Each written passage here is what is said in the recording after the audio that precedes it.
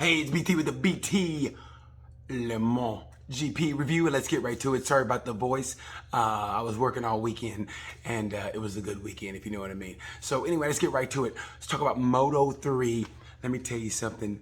I said it before, I said it again. Celestino Vietti. I've seen a lot of people come and go. Burst onto the scene like bam, like Maverick Vinales, Romano Fenati, and Snoop Doggy Dogg. I think that Celestino Vietti is going to be the next big thing in racing. Remember he took up for Nicolo Bulaga, and he came on, and it's like, Bulaga who? And I think Celestino Vietti, watch him for the championship. I think he's third or fourth in the championship. He's about, hold on. He's 16 points away from the championship with 5 races to go. Watch Celestino Vietti. Moto 3, I have no more superlatives for Moto 3. It is what it is. It's the greatest racing there is. You know what I mean. It's great racing. Anyway, rider of the race, Celestino Vietti. Heartbreak, got to go again to John McPhee. Oh my God, McPhee, I feel so bad for you, buddy, but that's Moto 3, that's racing, man. And when he learns how to win, I don't know what it is with Raul Fernandez. Raul Fernandez is the best rider out there until the race, and maybe racing in close quarters like that, he's not comfortable with. So I think that might be the case. I don't know, but when Raul Fernandez overcomes that hump, or whatever that is, he can't overcome. When he overcomes that hump, watch Raul Fernandez. He's the best rider out there, in my opinion. And Celestino Vietti, oh my God. So rider of the race, Moto 3, Celestino Vietti. Heartbreak, John McPhee. Anyway, let's go to Moto 2. Moto 2. You remember when we were kids? I don't know how you guys grew up. Remember when we were kids and you were going somewhere and your mom would say, if you don't hurry up, I'm gonna leave your ass. And you were like, okay, mama. But you were thinking, you ain't gonna leave me. I'm your son. You ain't gonna leave me. Well, guess what Moto 2 did to Joe Roberts? Joe Roberts was coming onto the grid and they go, you know what? The hell with him. Let's go. And Joe Roberts got screwed in that race. I personally think, I don't know what the deal was. I was trying to find out before I did this, what happened.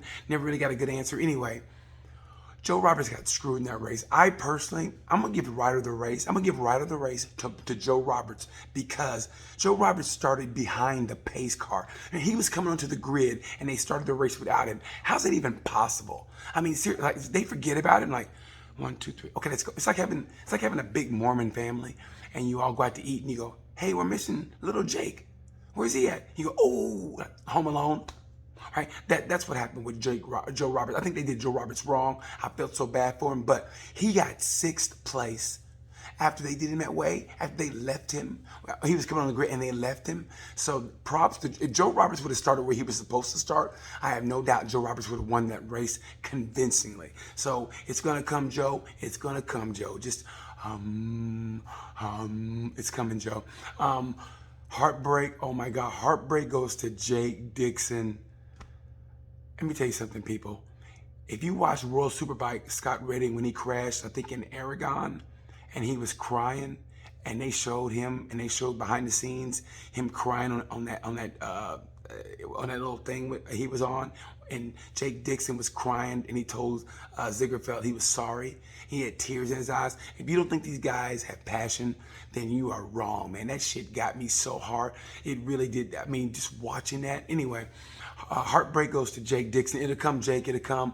Ride of the race goes to Joe Roberts. Great ride, Joe. It's coming.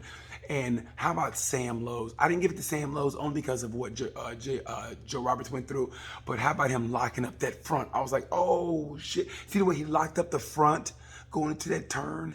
I mean, it's how he didn't crash. It's a minor miracle. But Sam Lowe's, I love redemption stories. And he's like being a born again Christian without being all, getting on your nervy, you're not born again Christians to get on your fucking nerves. Anyway, Sam Lowe's, he's a redemption story. I love it. And he's still in the championship hunt.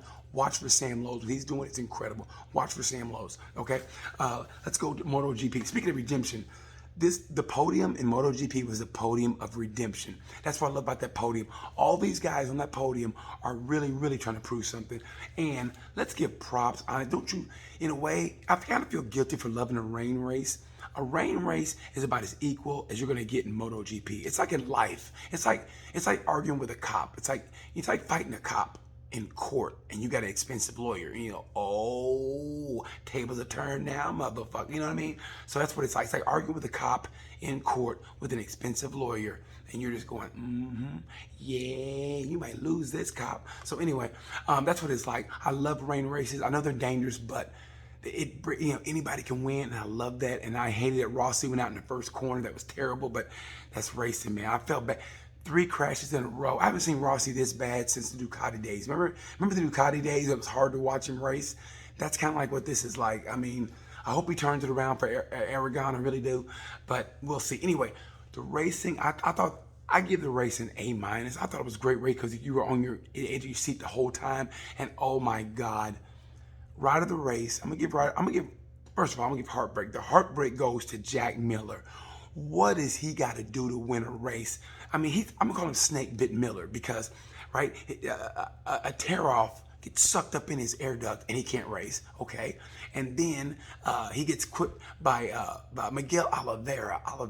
He got quit by Miguel Oliveira in Austria. He should have won that race. And today he was in good nick. And then what happens? The bike cuts out. Okay, here's what happened. He had his old bike had a problem in warm up, so he went with the other bike, his second bike. Well, his second bike was set up for the dry, and what happened? It rains, so they go to the other bike, and he goes, "Did you fix the problem?" They go, "No, we didn't fix it, but you know, good luck." I'm sorry. If you're in the top tier of racing in the world, and you're one of the best riders in the world, and they didn't fix your problem, and they just go, "Good luck." I'm thinking, who's the mechanics? I was thinking, is my mechanic his mechanic? Did my mechanic from Indianapolis go and work for Ducati in France? Because there's no reason in the world that should have happened. I mean, you're the top tier racing, and they go, "Hey, man." And you know what? As we see, it didn't work. And I felt so bad for him. I love how mad he was. He threw his gloves against the wall. Hey, man, that was just. I feel so bad for Miller. I think Miller was in for the win. Also, he was looking good. What a great race! Alex Rins coming back. Alex Rins crashing and then taking off the little. I don't know what that little thing was that the marshals tried to get him out of the sand trap. I don't know how that happened. If you saw the race, If you saw the race, you tried to get him out of the sand trap. And then they left the little thing on, the little thing to help tow him. They let that on. You know, he was leaving. They go, "Hey, you got the..." You'll find out. You know, I was like, you'll find out. And then they black flag him. And he's like, "Oh, I forgot this." And then he kept on going. That's like Benny Hill shit right there. That's what that was like. I thought that was hilarious in a way. I'm glad he wasn't hurt. But anyway, great racing. And like I said, this was the podium of redemption. Watching Petrucci, Marquez, and Espargaro get that podium made me feel good inside because Petrucci, the nicest guy ever. I mean, seriously, even Jesus goes, "Man, that dude's a nice guy. I want to be more like him." I mean, he knew he lost his seat even before the season started. Same way with Marquez. He knew he lost his seat before the season even started. He didn't even get a chance to prove himself. Both those guys. So, you know, I just love when people like redemption, those questions. MotoGP reporters are ruthless, man. They asked him a question, like, how did it feel? And basically, Marquez is like, "Listen, I know I got talent. I'm a 2-time world champion." I mean, here's the way I'm interpreting. He goes, "I'm a 2-time world champion. I know I got talent, okay? I know I got talent, so I ain't worried about it," which I thought was great. And if you watch the podium, the interview, Espargaro's on one side, Alex Marquez on the other. Next year, Alex Marquez is going to be on the LCR, and guess what? Espargaro is going to be on the other Repsol Honda bike next to Mark. And those two, I think they kind of get along, but think about it, he's on his brother's bike. He replaced his brother without him really getting a good chance. I mean, I love the stories in MotoGP. That's great. Danilo did a great job. In the rain, Danilo is the man. In the rain, the Ducatis are the shit. In the rain, you can't beat those guys in the rain. So, I thought Dovi did a great job. Dovi's back in the championship hunt. He's in third. This season is crazy. All that goes on, he's still third in the championship hunt, and he didn't even finish the last race. It's crazy. And Fabio was gifted a couple positions because of Crutchlow. Crutchlow was in good nick. He crashed. So, like I said, MotoGP is getting better. And here's the thing about it, what I think is great. If you really watch, Miguel Oliveira is kind of still in the championship hunt, but if you really watch Miguel Oliveira, I love him. He's sneaky, snarky. He told Paul Espargaro, he said, "You know, some people aren't born with the same intelligence And he said it to Spargo, and he said, not everybody's born with the same intelligence, and sometimes he has a questionable approach to racing. And he shook Paul Espargo so much, Paul Espargo goes, he didn't even apologize for what he said. I mean, that's how much he got in his head. So, and guess who's ahead of Miguel Oliveira in the points? Paul Espargo. And you can see it burns him that he wasn't the first to win for KTM. And even though right now he's the top KTM rider, it burns and they hadn't won a race. I hope he wins a race just for his psyche. I love it all. Like I said, I hope they have more rain races. It's so great to watch, like a level playing field. You know what I mean? And I think it's great. And you know who's sneaky that no one talks about? Taka Nakagami. No one talks about Taka. Taka's like that girl you should marry, but you don't.